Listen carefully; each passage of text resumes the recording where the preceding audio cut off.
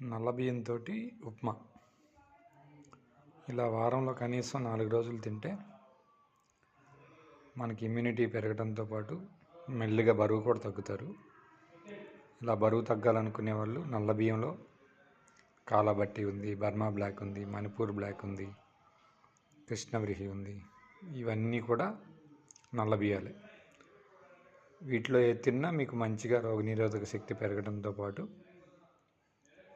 పొట్ట తగ్గుతుంది, కొంచెం బరువు తగ్గుతారు. ఇవన్నీ మేము ప్రత్యక్షంగా చూసిన తర్వాత చెప్తున్న మాటలు అన్నమాట.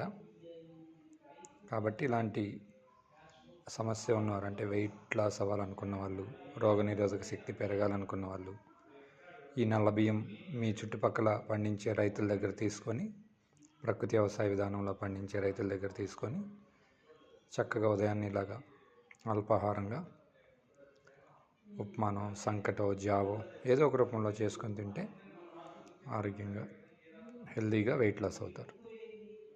ఇట్లా పైన కనిపించేది బెల్లం పొడి, బెల్లం పొలుకులు అన్నమాట. అలా స్వీట్ లాగా కూడా తినొచ్చు.